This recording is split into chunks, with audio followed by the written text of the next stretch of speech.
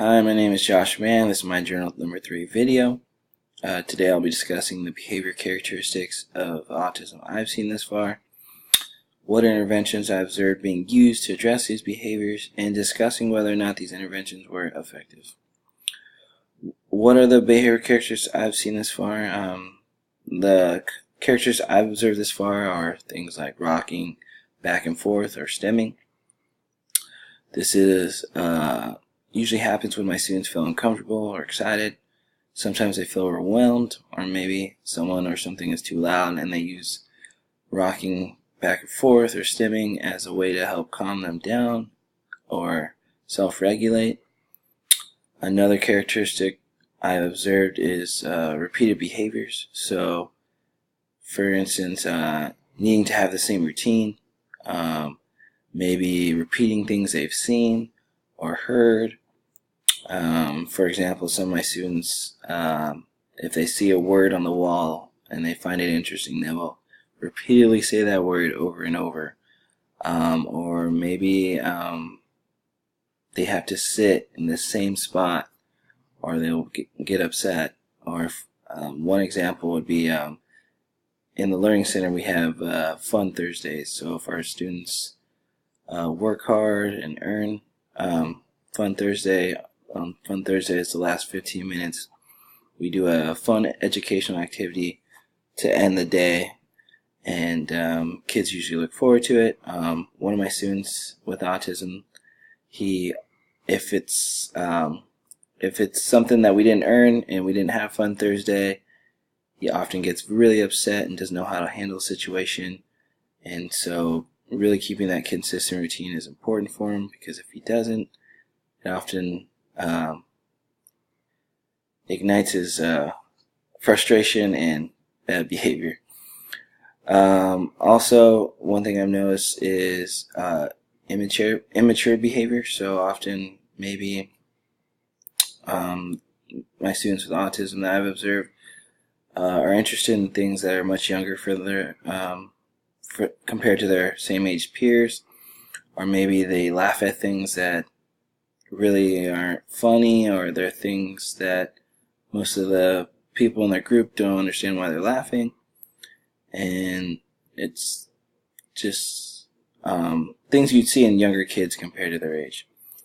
So some interventions I observed being used to address these behaviors are things like token boards, so praising positive behavior, saying, hey, pick something to work for.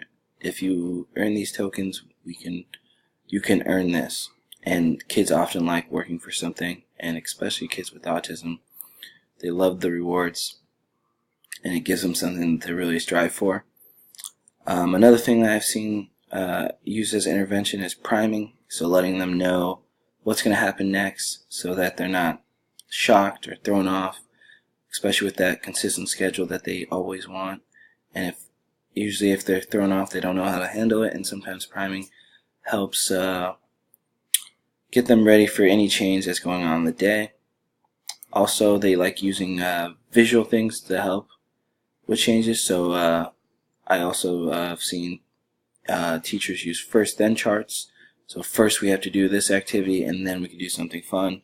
For example, maybe you would say, first we're going to do math, and then you can have a snack. Or first we're going to do math, and then you can earn your reward.